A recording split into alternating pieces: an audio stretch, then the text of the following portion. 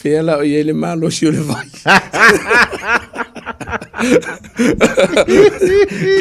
Ia ma le falo alo.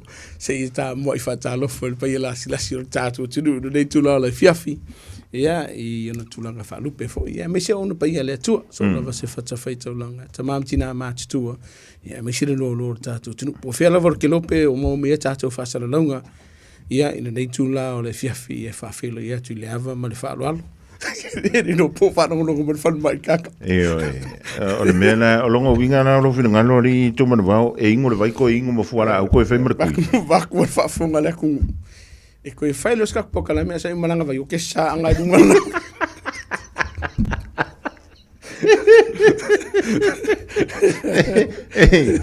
Ya ono le wa yisu ya ingo le tau. Ai o le mena le wa ku pur ko ing. Ava funga le tunu ui whakauinga le vai on makua I hao ngā le vai. Ia, whawhina te no whiongale ia tau a pō whea lava se vai ngor ke lopelo e mō mea tātou whasalunga le ia tau a whawhina atu nevia. Ia, mānoa li le kānoa li mānoa le whai o le whai. Ia, o te iloa e lau au mana mō li tāu sanga fo ia wāle, whawai sia fai, o le māno sia le tino. Ana ia tau. E ianga kare kasi leo leo. Au le sama. Se ia vanga na iwa I se te mo fai si pisi nganu e. O le saulia.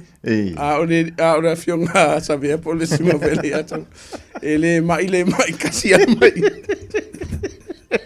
Ia, na paulane mea. Ia manga kua nge ia sko inga iau kāru sangari gangi. Ia wale fawai sa unil sa patia tai. Wasininga kari se. Vei a foi on mele sa tato tara no ai. E sa wan malo si o taito e malo si a fionga taito famile telefone taito me fatu. Ia. Ai makuma o kai kone no makanga. Olongo wi. E sa o kana riska mi kio mako. Ona menga e manga ye lo ka fa makiro. Langa ese check ni kia fa nga era wari. La fionga sabia ko kikinga nga mai mai deri ya ina tunu ne fia di malo tau tu atu uri yo ya o sa vo fili o tanto le dinga tu o le tau malo lu ali ya tu manuva ya na la ve mi tau tu lo mo le malo si le tino wa le tau tu ino le ya malo le tu ya ona ele ona mana tu va pe ai a sa le malo lu ai lo nga ko pisi ya o si matata I masamo de diside e se vai a sole nei la tilo la vai tilo no vai a sole nei la se kele o faafita uli ese o tupu mana vai a so itasi no la vai tilo ye manatua o le tele o te mia fai eli po te mtanga luenga leo o mai I matou nei o lo inunga fo I tulanga leo matou iai o vaenga ua iai le polenga mai tā ua mo le silafia le tunu. Ana titilo resa nei. E le ngata I whaafita au li leo na li patia mai mtanga luenga leo le ana tutupu le tunu. A o vaenga o lo wala au mai le tunu o mo se fisosoni. Ma vaenga I fia mala mai. E na ulai a titilo pe na tau te mo sora tulo whafonga le tunu. E uia ina malulu. A ele o le mu wai po o mawalalo ele foi numero la tolo foi so nga tula. Ole winga la sanda ngari tu marva. A sa le malulu ua sa saufa fiel sol tula fo. Sai ai le manga ku foi le a sa le malulu e kau foi ke le o ka le malu e fo ringa mai. Pe ia ki fa se ervanga ia sure wala a. Ke o fo le malili so le olva ngare ma salor vai ga leo ka magisi pange ka yo lo fa yo tele so nga tula fono ni tu nga so nga tula fono foi le tantele le pe ona ia ia wa antono ni so nga tula fono ele ma fo wina ni so le malole tu o la fa ngi si nga sa le fa si ma wo lungo ta vale la via fa si mo lungo la to le ai lo tutu mtanga luenga le mana tu fa si fa le to no talo tau ma se o le awala le pu o le tai au su fo I ti munga ai fo ringa mai ele o fa ti ai e so ringa tu la fo no yelo ye e o fo ringa o ta vali te fa ka ye le le ango le tau le ye pe ua avea lea mavaenga o whatele nei lea vaenga. Tele tatou taavale lea na o sfai manga o ia ma karepe fo. Ole ale ke leo te minga e pai ele me leo ngau i ka vale li tumu mo. Ole vaenga lo ye o le o fakula fo ngese te lo teimi. Mo la vai le po ole au. So. O ia batu fa fautuanga i le tunu e mai se la vai la to lo fai fa ta matu o tato o lo e tunu tato taavale fa mo mole. Avele o loa nga i se vaenga le lo atu se tasi. O lisi vaenga o masani tato le vaenga fo le fa avala i kikiro fa malama mole. A o lea vanoa lea e whaingo fie o na ngō ia taavale o tātou ainga. E la tō lo wheso ni ngā tū la whono ia. O lesi vaenga lo vai ira te mine. Wa whaisi whaatuputupu la ia i la tō fu i e leo iei no whanga e no nofo ai. Ia. Ia o nisi fo i la tō e whenga luenga ro karipe ka avale. E le ngō ia la fu i le sola le taavale. E karipe ka avale. Su ele mea ngā. Su ele mea ngā. Pe whantatara no te lo taimi. Ia. A laku ngei le kakanga oi le vai atu tonu lo sa o le ku mai le pusa o telefoni o le pusa fo le o se laptop o se computer e le popole le kanga kale pe ye se me tonu pe le ai pa fo ia o le ye ma so salonga o la ye pa wala wala lo mautino ai o le kale per kavale ye ono sa ili le vai ngai ya o le fautuanga mahurunga la vertato tunu fa ka ko insurance mai awa a whaaleanga ina, manatua, ia vaenga o ia ingo tātou insurance nei. E ma whai ona whai fuwele ti ata o lau ta avale pe tasi pe rua ti ata ka iri kausanga. Ia. Ono no winga. Ola ia vaenga lea e ma whai ona kawai oi vaenga ia. Ia e mana mia whai lal tātou tinu, loka tātou ta avale wha monumuli. Mali. Whai se alamur ta avale. Ona me pito sili lea na tāua. Ma wha mauti noale lei. O tātou olua tauna awenga ngā vole le se vaenga i lo atu. Au whaisi mawalunga o vaenga le lawe i titilo i le vai aso nea tātou taavalenga oi, taavale fu e kalipeinga. O lava fu i talepeina o tātou whale. Le tau o whaperetani o le burglary. O le au whai au swainga to tele i lātou vuilele. O iei le vaenga vuilele. Wa a maka ngā halu whasolo a koa i a mio ngā tangata i swainga o sori ngā tūla whono. O na mua o lo sa ilingi o loa e whakau. Sa inine o loa ave i o lātou ainga. Ke le i o vaenga o lo sa i re te mine i manatua. Wa whai visi mau o lunga o whalau whasaina. E tau mai ai i o nisi o sori ngā tū lāwhono. Ina ia whaamali e ina i o lātou tu ina nau. E ala le i vaenga o tupe whatau ina i whalau whasaina. Le ia malo whaamtai. Ni tūlanga fui e o ni whao ngāri ma tūmarawa. Au iwa whai titi al nā mea. Ma ia whai ki kere. O whaisi mawalunga o sa wanga i tonu a inga. O le upumuni ni nalo tupu te minei. O le ale mele la walunga. O le vā wha le urunga ri ma tua i whanau po whanau i lea. E whaisi mawalunga fu le vā lava. E te tonu lavi elo o ngasi vanga i e korua. O le vanga malifa i e popole te lo mtanga lunga. O le a fianga le o alo ma whanau i tonu a inga. Le vai aso lava le nei ia. Ia mai fa manulu le atunu o le a fia i le tapol kala me le langona i le vai aso nei ua faisi to tele o le atunu o lo a fia ona o sa wa ino fana mana tua o le vanga le fa mama la maltato tunu ua uma so ia sa ele langona ia tato au tato wola i samo ia vai faila ua kala seu manu o lo wolanga i samo ka kui ro ka uru ka la kui o fasi fo ka ika ale babele alo o pe ano ta ur te lo tato por kalami ke lo e ele vaenga o te lo te tonu ia uia angale sasa ma fa tonu ma ko so mo lo vale a tu fa fonga la tonu o ese talu ngor so ifuanga o tato iai mani o ese le tunu o tato wola mana no foi le taimene nei o le fautuanga le tunu ia tato usta ia ia tula fono wa umona fatatitia. O le to inga onga le ya fa ina I fa na wi isa wanga I tono ai. O te lo fa na we to po male uma ma soifu. Te lo fa na o watu I tato fale mai. Fa I to fitinga ono nisi o manuanga. Ai mi fa na witi. Fa na witi. O le fa no noanga. E ia I alo ma fa na. E ko avaku o le fale mai. Ia. Wakuai. Ma lia.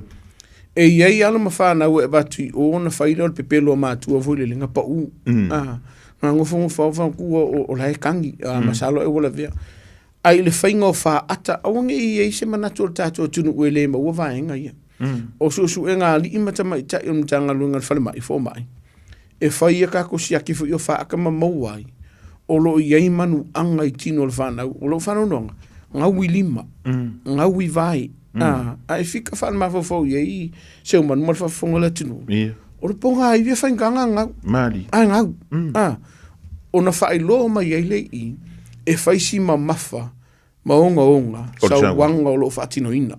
E o yo lato wau. O isi e mau aku tulo le ngana whawhainga ofi. O lai lau rupo waka e fo ili po le uru. Tano whai. O le whesidi. Ai se a. E whai loa mai ai i waman tua tere le sikaimi. E le piliki mai whawhuta mai tito lo whawhonga le poso o se sifo.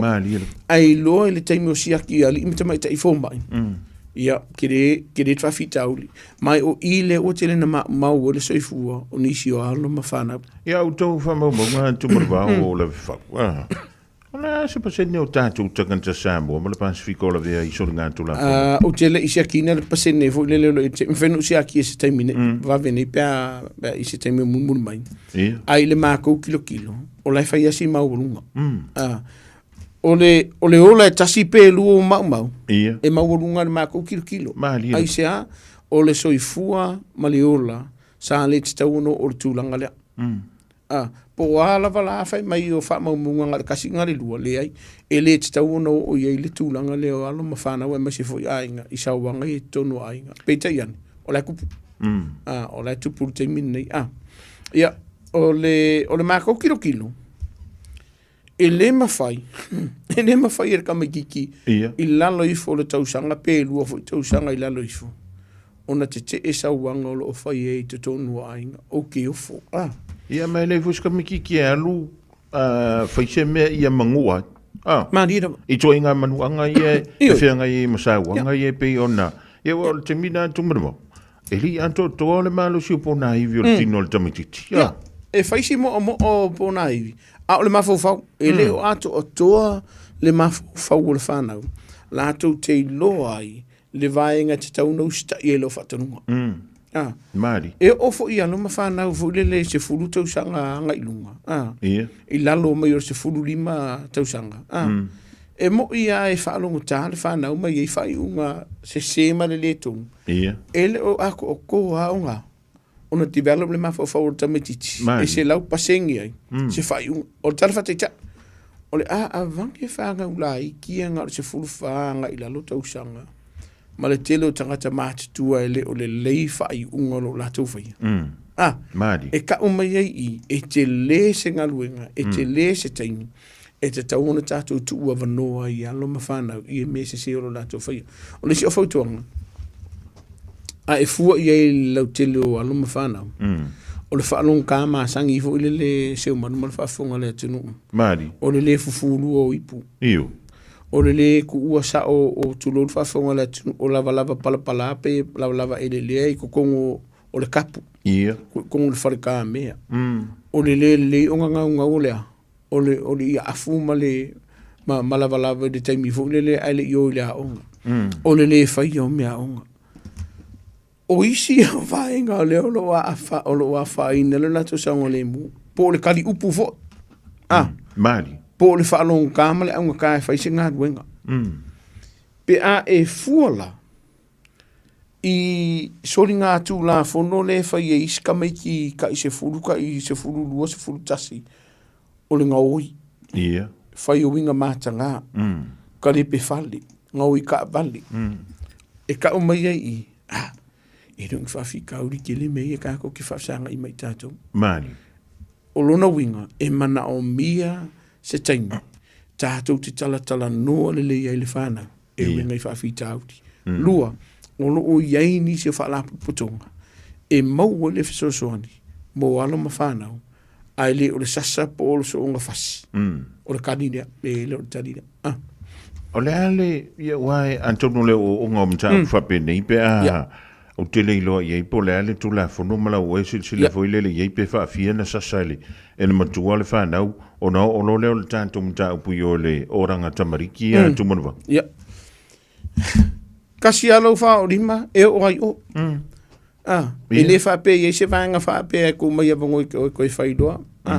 e fua i le onga lau sawanga talfati chat o i luma fo tato frontline po luma fo tato leo fo i lunga lawa e tele na vili mai le atunu i se tua o i le vesinga le ainga ona ole i le mtanga luenga leo mo ke waku ia o la femel kamiki kinga sa ia femel ia maku le isa sa e le mawhai ona mātou tu wauno ina le vaenga lea. E te tau ona whaile li po tira mtanga luenga leo lo e whamatala i whamatalanga le alo la titile ua whaina po le whanau. Whaile whamatalanga mātua. E ave le vaenga le whaperetani o le report of concern. Po le li po tile o yese po po lenga le mtanga luenga leo. E ave le mtanga luenga a tala vau whanau maainga. Le wata ua le teminero langa tamariki. E wha ai loa iai. Le wha fita au li lewa. Le o tupu tono la inga. E le whaakari la se i whaarua. Lei, o le taimi a tonu mtanga luenga le lo, i loa wa yele vaenga, ua whaapole ina i mātou i le saunga le mu o le whanau. Ave lo, ai a o watu mtanga luenga, vaenga la ia mo le whaafonga le atunu. E iei le taimi. E le loka ina ia mātou pe moria. Ai ave i le whautuanga. O na tu ule mtanga luenga whanau, tala vau mainga. E iei fo ia li imta mai te mtanga luenga leo wo uma ona tā pena ma o ina inisi o so inga whaapitoa i le whaatara no ina neo alo ma whanau. La ko ulanga e ave ta upule. Ai lolo la ko o whamaoni inisi o vaenga. Ona i leo moni anga e ona whaia. Ai a whai e atu mtanga luenga leo kei mira eva kula e mangu orka magiki. Ma whamaoni ia mai e nisi sa whaori me le la sisi avunga. O ila le atao fia ma loka ina ai, ma mōli ai, ma atua po waila vole ainga. Le sa whaori mai alo ma whanau. E iai le vaenga, i lalo le tū la fono, e ma whaiona o mai e le matanga luenga o ranga tamariki. E ave ese le whanau. E ave sisi vaenga i tu oi moro la tu saunga le mu. Nge iese mga kola kung whapeso le kauanga whai le vaenga le ai. E le usa ol whenga nga luenga le ai. E iai le malu si anga whaatu la fono le oranga tamariki. La tu te whai ai se whai unga. E ave se ina i le whanau. Pe a whai le o iei se langona i la tu whapia fo imtanga luenga le leo. Ma se wha mauninga. E le o sefe le whanau ili no whanga leo lo no whanga. E se ta wot vanga de. Wai la ni sio man tu sa mo o tupu ele mele la o e mai tau i tono. Fai si to tele mai o lo tupu. Ele ngata lo tupu sa tupu i tau sa no mabae. Tupu i masina o tuana i atu ale ho lo tupu te mine nei. Ma tu o la via tu o lalo. E iai si vaenga e mawhai ona fo iai whaafita au li whapea. E iai fo i mafua anga. U whapea i winga o le whanau. Vaenga momua. Tilo i tonu a onga. O sefe le whanau masaunga le mu i te tonu a onga. O iai se mafuanga, o iai se me o tupu i tonu a onga, o sui iai winga o le whanau, o whanau kai. Le anga iai inisi o mātua, mai o tupu iai tātou uma. Po le le kelo le iku la tātou tia o ina ia tātou whanau. E ele u whaperetani o le peer pressure. Po le waku fo le lea onga, halu loi ka inga. E se whainga tā ona whaawasenga e mātua o te milia. I ar koe ngā o inga le la koe o e kame ki kipe a whewei.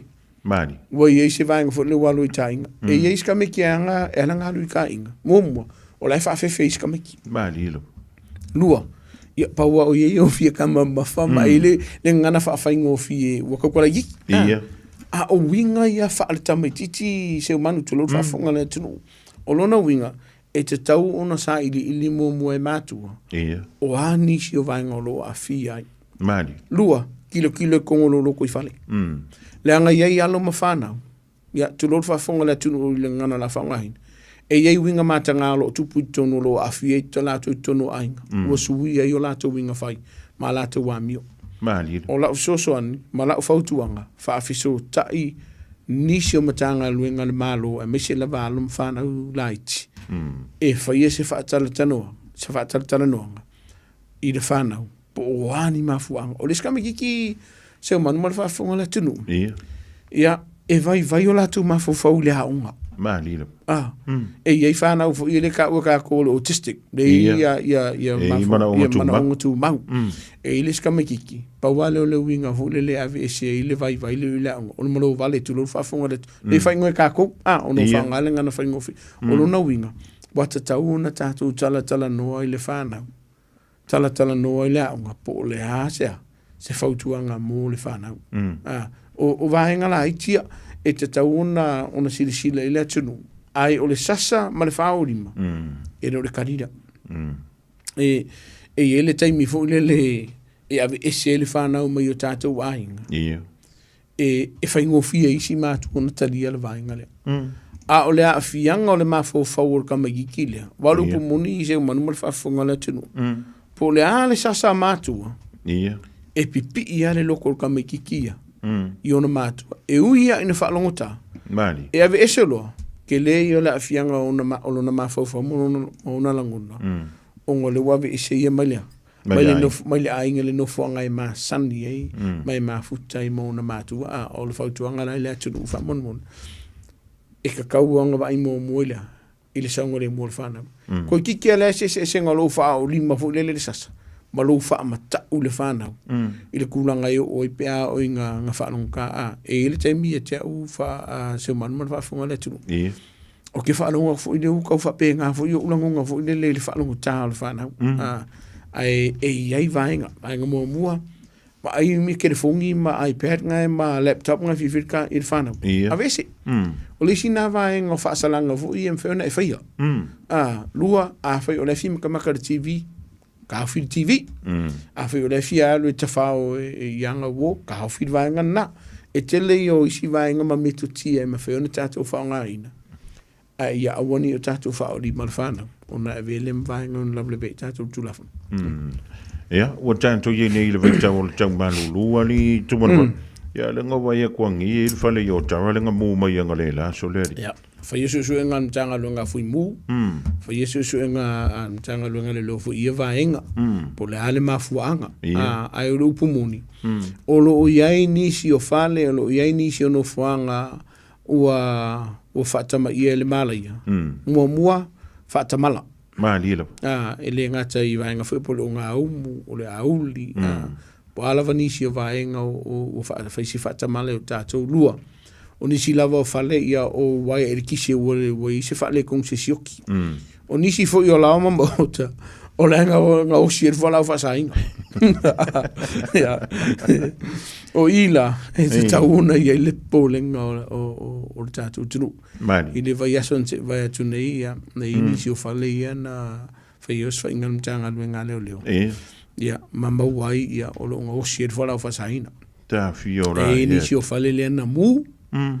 Ia ai wa fa maonia o lenga o se wala fa sai ngai ton o vaenga e whaftai ele i se soifu na mau mai wa ka o le vaenga le o fa si fa tupu la ia o le wala fa sai na lava i nei ton o New Zealand fa nga o fi me le ia wai ele ngan tau le mai fa fo le fa nga o singi o le pomoni ia e lo te po malai o lai ia le masalo mianga lava i Samoa ia o masalo ai o ngosi o New Zealand o mo kingo ele ai se masalo mianga i New Zealand o le mau tino i New Zealand nei o lo ngosi el fala o fasaina ele o te po foi malai i le sira fia o le atunu ke le fale ke le fo i ele tiota o lo koko i le la o le nei o malwanga ka umai ai e koko ngosi ma fa tawina o lo faila si tele o le vaenga na tele fo ia os fa ingal mtanga luenga leo inisi o wala au whaasaina o lo au mai fafo i te tono ni isila nei o ke o fo so lei wala au whaasaina mai kongo kontainari i tumanapa maka au kia so wa whaisi maua rungo le malama lama o au sol kula fungo le wai i au wala au mai wala au whaasaina a wa whai fo isi maua runga o le malama lama ele ngata lava i official duty a mtanga luenga leo ma tonu lava i New Zealand ma le immigration e mawai whala au whasaina ia o le whanonoanga e pengi whikiri ka ngaka le ngofo inunga i a i la kou ia rei lalo i le kure ia le me e pengi whikiri ke reo whasalanga e tau mai ai Samoa ma se lava alum whanau o le atunu le anga o tātou tala noai o loo a awhia i le atunu e le ngata i tamali o le atunu o aluma whanau o le atunu a o ka whai pisingisi fo i le atunu o loo a awhia i le vaenga lea i fuala au whasaina o lau lava fautuanga o si au 2 milionga lea e maua ai mai fala fasaina ai ao inga maua o mtanga luenga leo e koe mingi umala milionga lea ma vaenga fa o popu e ave ese mai lo wainga o lo na winga ele wefle vaenga ele o fetawi ele ngata na ave ese uma me totino ia te pe afai o fa maunia sa ye se vaenga ina e maua mai ia wala ele lea a e koe alu e kong kengo fungo foi kongor ka kofar pui lusi lo to lua lusi lo fanau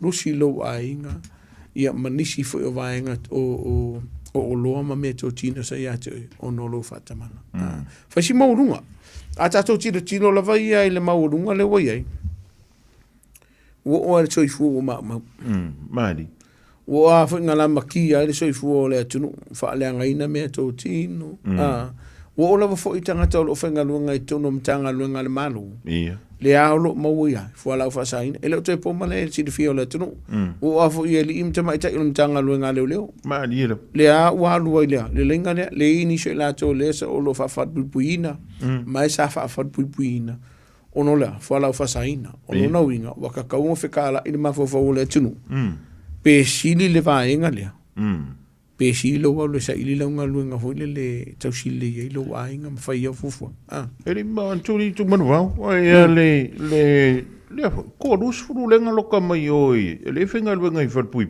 ele o le la ku ke ava tua ia mo me fu ala au fa sai ia ave mana ko kupe a ko ngula o le me ale ka si le a fia ai pe yo ile ave i kanga e como foi Yesu mai e ona ko la nga makau sala mo ia ao e nga maulunga lo manga okili malo mata pepe ia ona pungi sai le o lau vai i tulanga ono o yei oi ia pe a mau oi mai vai nga le va to fala fa saina ele o se me fo fa fonga le tunu ai wo fa si fa tele ina le temine nei au vai ku so le ko ke le ali ku pa tina mta mai tai le na loka mai e fo ya ele o te po fo i mala he wa iai vaenga lena moli ai nisi o lo ia wa faia faina fale a inga vone le mapauka a vangela na ma vaenga i ro to fenga nga ku kongo ta to fal pui e va tulo fa malo la vai en tanga luenga fal pui mali o no nga luenga mai e sa la to faia e man ku fo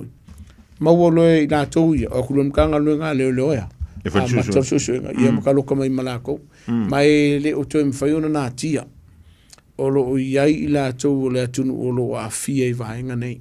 O lo nauinga, whamon mole.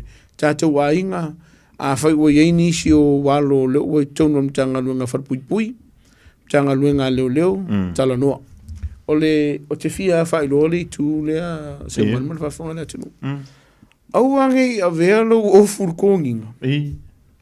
Po le tō ninga i wharpui. Po le tō ninga la vea mtanga luenga leo. Ma mek fia kama mafama fia kingi ai. Le anga wa yele manatu. Ya, pidi kai maua wa leo. So mai le au soi. O kai mi e pito sili ona se upu fa fa ngofi nga mo kwa ifo fosi ai. Ia vaenga e pui ai mtanga luenga leo mtanga luenga fal pui mtanga luenga. Ma ia ila ko lo fa nga luenga i ko. Ma lilo. Ai se o i lato umo leo ua tauno mtanga luenga, o i la kongi, o umona wha tauto, lato te whaia le ngā luenga ma le wha maoni, le wha a i tu au, ai whaia i le wha maoni, te tau male ata mai e ngata ilo lato mawhai. O no ngawinga, o le lama kwa i pui anu ka ngā luenga i wha mautinoa, ia wholo umakakange ia, i vaenga ia sa tauto ai. I ola fo i lunga o telefoni nei walanga o keilo ia i alo mawhana wala tono mtanga luenga leo lo whaafonga mai. O le ua tofu mtanga luenga m telefoni phone i o le ua koi whaafo. Wai tau tailua tau sanga masui. O weke ka alo le mere e le mwhaiunga o ka alo i se tasi o nei le manatu fo le mwhainga su e lo ankomolo antile e kauwha vesi mo mākua la kwango su lunga o telefoni. Le mwhainga e whaiet vaenga. O so tu la fono le Soli ku la fongu. Soli tu la fono le vaenga lea. E le mwhaiuna o whaiet vaenga ne eo i kia o lo kango su e nisi o lo wainga. O lo kango su e nisi o wo o lo kango sa ili ai nisi e vidi mai sisi o lo ainga me kwa ule fia ila kwa oi. Ia wai, e mawhai ona toi su ele le ia le history o lau kere fungi maua le ia ia. E le mawhai ona wha iloa mai ele mtanga luenga ia te oi. Le kei mea whai o ki kanga luenga. Ia. E ki ke ia wala au mai o e su mai lau sunga. Whai su inga. Aua le a vea lo mana o e wha amalie ia mana ongo lo ainga po o au po oi foi. Ma vaenga ma o ila ngā duenga. E pe o le sina vaenga le e ma ua foi lele ia ila tau ia tō lus fulu ia na loka mai o i whale pui pui. E au whamei ua whaafewhea tu i whafawoi lele kengi ia ele whia le mea lea o le a tangata wale ina le tau a inga tumanapa. Mana tua. O le kaimea ke i oe ei se vaenga la ikiki se kasi le teimi muamua. E yele u whaperetania, you've sold your soul. Ia. O e whakawinga lo wanganga malo ka akua. Ia i la tau o lo o whaia soli ngā tū la whono. E leia se meo ke popole ai. Tala whati tai wa. A vidi mai se si whapea mai siki. E le su ea kangaka lea mai whaian media. Ia o la o ea whai se kūranga i lo ainga. E lei se vae ngā fo lele a mea o ke whako le la o whaia. Ai se a. Wa foi le ele vai ngal tanga luenga le waka ngo wili eli poki le vai ngale ona maua le pui nga mo wa o malo ainga mani ai ole kaimi ya sa we vidi mo kon kadia ya ba kul se furu a fele siki ai ole kaimi ke kari yanga kaimi la nga pusa lo ma ma ka ora wo ile ya ke oi o kaimi umala ke musue por kala ya la makori poki o pe la fa fefelo o ile ba tu fa fotonga ya lo mafana wala tunu ai me se fo tamali o le tunu o fenga luenga nei ele ngata e o fo I fo ma I fa ya onga a I tonu malo fa monmoli a e lo se va nga fa pe wa makaunga kupu ala o fotonga bili ala supervisor tala no mtanga luenga leo e maua I se mapusanga mo o I tau fia I lua maua se puipuinga mo oi malu ainga. Mani. E se tau o vainga lea. E se sila ia. Lua sfunu. E leo se ngumera la kiki. O le mako hako kele. Faisko kele. Ai o le fisili. O ana whiana a mata I nei soli ngā tū la funu. O lona winga. E ke le fo ila lea vangua. A fai o ieini se eleni ia sa maua mai awala se iau whaka winka vani. E te le lea vanoa ila lo tū la funu. E ave I se umai. Kiringe vainga ne. O la fautuanga le atunu mai la tau lo whainga luenga ia. O le kaimia e ke saingi ai lau kong kalake ma si I lo wa ao ma whai lau tautunga. Ia e tā mau ma e tu mau o le mea moni le ma le wha maoni I le whainga ngā luenga lua e au fia e ma le whainga ngā luenga ma le alofa. A wale kelo e pea no tau te mo solo. O lisi. O mkwa lea lai mira ke mere o furkongi. Nga o forkongi nga lang kau au. E koe pepe vave au kau au nga. O le upu moni nga. E koe vave at pepe au kau au nga. Pe au ina maua o il tū la fono manutanga luenga. E ua e le whaianga luenga I lo wha maoni. E se re tā uolo vai nga lea. Mai se alum whanau ma nisio le atunu lo fou. Ma tā pena e fio o mai tūnu manutanga luenga leo. Ma rwhar pui pui. Wa ai po sa o ia o langona la ia le te mine nei le mafua anga te fia sa o e tono mtanga luenga. Wa ia ingisi. E ala na fia o mai tono mtanga luenga momo la fosi a inga o mai ia. Mai o e whainga luenga mtanga luenga. Lua, o la e whaina ia tau whaina ia wha alau I loa ai o ia lea e kasi o le ua sai tono mtanga luenga. A vele ma vaenga o le ali sa o le whainga ngā luenga. O na vele ma vaenga o na moli e o le tūlafono. Mai o le vaenga fui le lea. Ngai sa wa engo fununga I la wale talo la fotuanga I so ma tu fa fine o le tato tunu man au ina CEO le tunu o sia o I me ma wolunga pasi mai au ai au inga soli ka ina for so dingo le winga fo le o le vinga fo le o le winga la fam talanga a fai wa e lungo nei tu langa I lungo nga lunga le malo po fe la vo ye lo la wina ia e whaia malo wha mauni. O te whaaftai I le atunu o mai e aso atu fo iwa I maru I poenga le atunu. O no le tele o teimi ia e mana o le atunu ufo le amai angi se lengi fo le whaaftai ai le whaatino ina ngā ruenga. Peita I Samoa ia pino tau o teimi o sola ia po whiala vo I ka le si o te alu e whaia tato por kalami. Po whio whala por potonga e me se whio ahinga.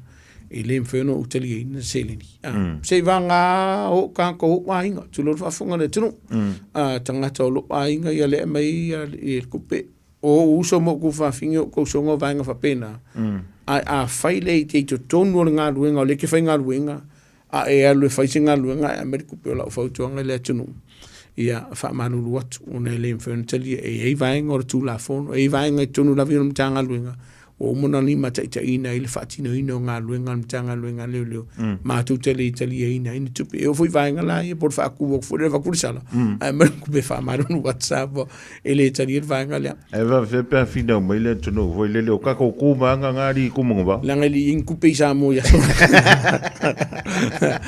mai dar ka fa papa ai ar ka pange ke ku fa fonga la tu in ka ki ai se ki vainga lá ai o le vainga tupe ia vainga e tau tatu tilo mama taitu ina tanga luenga leo ono i unoa te tala i leva noa mo a wala wha ala tua vaenga la i o tarsanga te mat wha malulu atu le tunu ngai ki o wha peod wha le ma fofau ai le o ngai i vaenga i tau no sta i e tunu lau i o fufanga ni tanga luenga o umona wha tatitia ia o wale tautu ina o le tunu malisi vaenga o le ko kongi mako ora kai mi foi leo te fenga lung ia ui tu la fenga lung ke la ko Facebook kala ole kongia awana ia se manga ko se leo e alu Facebook kala ai ma fo e alu ai o ai alu wa ko fo le wo ia le fa lo longo Facebook ko ibuki e kalia mal fa tai va ngai ai wongi e alu e se fa peso FIFA ka si kire se me ni fa wi de vainga ai mori fa tai fo le tunu no le anga le uso ma tu fa fine fo ia mo fa ta va fo kai mi ka wala ngo ka ko fa penga a se mo fo le tunu po ala veni fa mo ngai fa yo tato por kalami ia e ka ma fa ki e se fa inga vainga tau se lindi ele mfelanteli ina e mtamata mtanga luenga leo ia vainga ia fa o la tanto o na le numero tanto leo antu mo va ni vai si o ki ga ko leo lo pomoni na le to na tia mai o ia o lo si la fia le tunu o le si le vainga o lo fa tino le nga luenga la vai na mato pitola au o le tau mo faile ina ia fa ala wi lo le mtanga luenga leo ina ia ma fai ona o mai e tato tunu ta e join ma o mai fai nga luenga tunu mtanga luenga leo bo tele vainga o mai tau atu a mantana pie tau mai foi le si la leo ile tali ina leo tanga tole winga la tana fa te tinga o sola ke li va ia se leo e ka nga pe a yonga dim ia o sola ka ke li va se leo o sai le u foi le ia o asola ka ke le vai ko nga leo fo ile e pi se ala ka ika va ia ku ye ia mar ko nga leo fo ile e pe ele a ko se lima fukure o mi ri tuman va mi ngor ma ko ile ka dia i sabe o vesi pu ke ai mana tua e ia vaenga ol matanga luenga leo le ka o il fa peritania of values po vaenga i a le lima te ina ilima tanga luenga leo mo fa tatia o nisi o vaenga dia o le fa alo o le alo foi le tunu professionalism por kanga ka fu le sa o ku o tanga tol nga luenga la e mama e ye vai e ina malisi vaenga le ta o le valuing diversity o le winga o le isa ua fa samo o le talia ina lea o tangata isi e o mai tono mtanga luenga leo e le fa pe o launga e le nga ngana e kalia so singa ngana talia so se atunu talia so se lanu e o foi lai vainga yo li i ta mai la to leo lo i e le o lo vainga e tu tu lo le ngana la fa nga ina se u fa faingo fia ia u ngali i ali ngali e tamai tai ia le ta o tato il fa samo o fa fine po tampois fo e fa ingoa talia so se tasi o mai loi vai nga ia le talia fo ila mai la to le kapea o la to wow o le me pito silio na ta o le mtanga luenga leo o ia ke oe ia winga fo ie empathy po le alofa o le fa alo o le leila wa mi o tau pulea o le lei o maka i te tonu o le atunu. Ia o le upamongia. I se kara whakaika ia. A kasi aki kira o kanga le rasta ai maruanga. Po ia ra kala tato tiro ia foi whakanga me se kama ai mea le kama a le upu moni o isi e la tau pito sile o nau si tai lea tau si e ina o le tula fonu kasi arki kiro kanga kai pea mai ka ile te tilo whatangata mai ai pui ai le loa o nisi ne yo la tau la kokele so lia se tula fonu e tā ua la in matanga luenga le lo male malo i la tau ia mua o lo la tau si e ina le tula fonu o lo iei a mio pulea a mio tau loa o iei tanga ka fuilele o la e sau i mafu anga le lei e fie sau te tonu al mtanga luenga ina ia fiso soanida i le lau tele mai fa e susu e fo i mtanga luenga leo o a winga o pe aia e fa matala po ai lolo le mtanga luenga e iei se so tanga o pe anei mai ni soni ngatu la fono mani fa ala tonga fo yo kings e de kari inga na mtanga luenga leo e se ta wol va inga lea ona e fa aftai fo le we o mai el va inga lea kasi arki kilo ile va inga fa le tangata ile o anga va peita yo tu atu o fo linga ye ki kilo ye le tangata o laia nga va pa wale o le va inga e ye mana unga fa pito po tunga fo le ngasi tunga e le mafai ona avia o mali i matamata i mtanga luenga leo disability fo ie ona e ye le fa tetinga inisio fa ai unga manisio le fa tino ino nga luenga e leo atu ona va inga ia a lo pomonia o lai tu ua vano e vai o Afrika ka lai mo langa sala ai mo la sala dungo ko au mala o lai mo le vano mana tu oli si le vanga o sui ia sola e kasi longa mo o so e felo o nai lungo ka ko au wala ai mo ri o tu la fono e den fenga ko le nga e palai peita iane le taimire nei o le wa fa tanga ina le mo oi e lo wa no e fene a pala im tanga lunga le ona ilo le la to le va ngale wa ya lo ma fa na o le kelo o le o umona o mo fa o mai la lo kolis ma mo felo yonga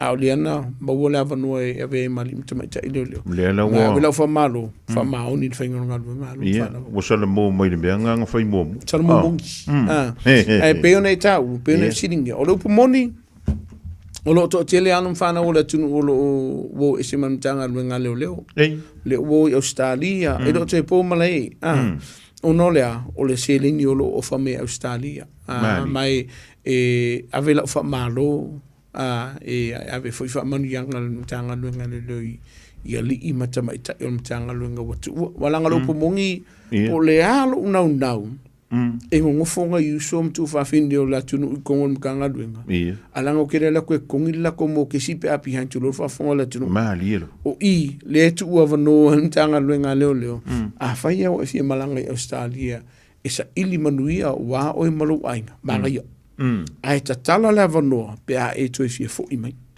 man tu la yele te mi le pe se va le limar fito sanga le tu vano ai ko fi fo i mai ya esa wa fa tino ni sho va nga la ti fo i ya e ko lu matono ntanga lu ai over klo mar te media o lo no winga e ke ko fo i ai lo lor ka ko kulisi ko fa wa ma yele wa nga to amata mai pe a fa ile wa uma fu fonga Australia ma e to fo i mai ya e o lo pomoni o lo sa ili pea ni si o le tunu e anga vaa wa lupu moni sa seuman e le fa apea o le sioki o nga au mai le so sisi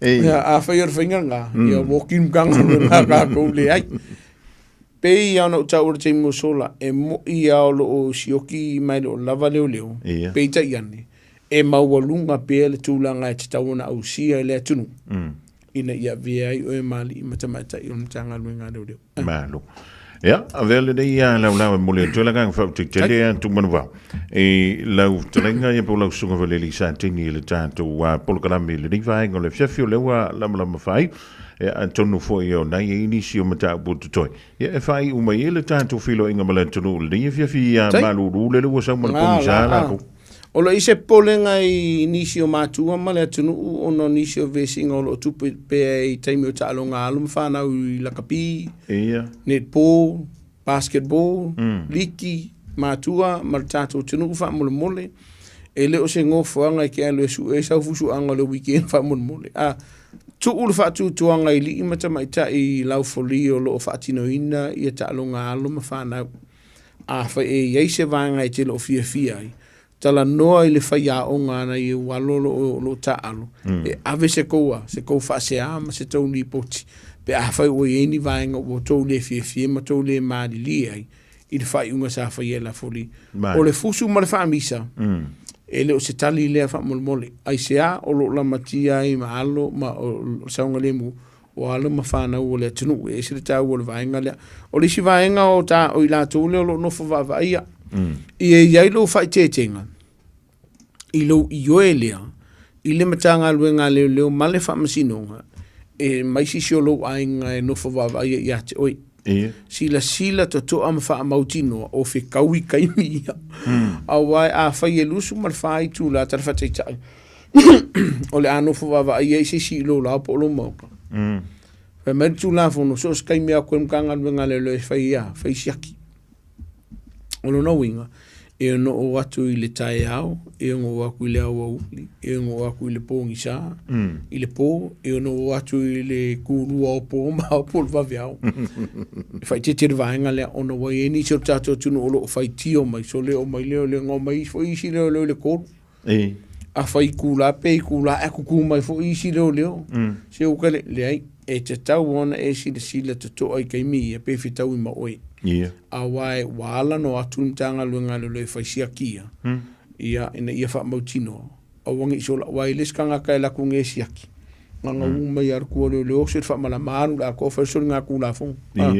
ia kun kanga luenga le siakia ku le sikem o la u mo la u fo I mai ai o le mafu ngara le tene na fai ia siaki fa la so o mtanga luenga le wha mautino ai a wangi ko ia ruka ka le fai so nga tu la fono e ta ua la lo si la fia mama la malai vaenga ia ai tele I oi e sau si ia e no fa va ia o lo fai si fa le tonu o le tau mani o lo na winga fa I te tatu tunu e lo te po mala e nei si alo la tunu le na maliu le vai aso le nei I le na malemo yo I muri wan fa mo le samo ia o le vaenga le te vai o lo fitina I le tunu ai manatua o le alo walu ke fango ka peke alo ke savali na oi ai lata I se vai o la la fotonga a viso o faula mani a e pa u pe sa ele va po le ala va se vaenga pe ke se e anu le vai a o le ye loba lo o faula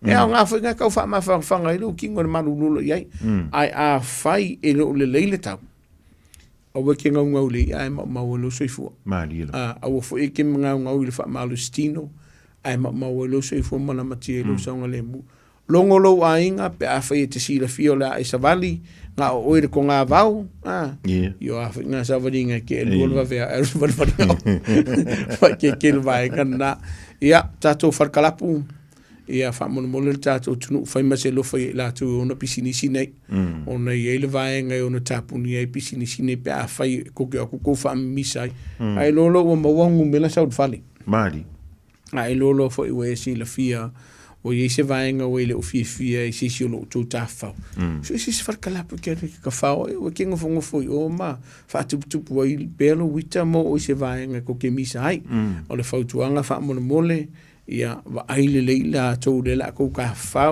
le ngata I vai tau mafa ia a o le soifua fo I male saunga le mu e fa keke I la matia e fo I ni misa o le atupu ia nai vaenga o le si vaenga ia ai le fa una ta por kalame ia e o folofa ma fa amonia tu ia so soifu ni sho mato vainga o le se fulo masina ne le a to ai le balus fulo pe anga fa pe o le soifu si kama a o lona tu fine so na tu fine antifa vivi matai o lo ia stadio termine nei fa amonia le tu ma mi lo soifu o te usanga se te le tatu te mafuta ia fa pe fo ia Whiunga tupai Samuelu Peti tupai ia malafine ia peta fa muniele tu lo luaso soifua ma wa pele soifua la lei on ia se tele tato te mafuta fa muniele tu lo to fase manu ia fa pele tausi mana inga le ia wa fo ne weekend e fa pe fo le lo tato tu mangua se man lei ia se mafua anga o le alo kai fua oi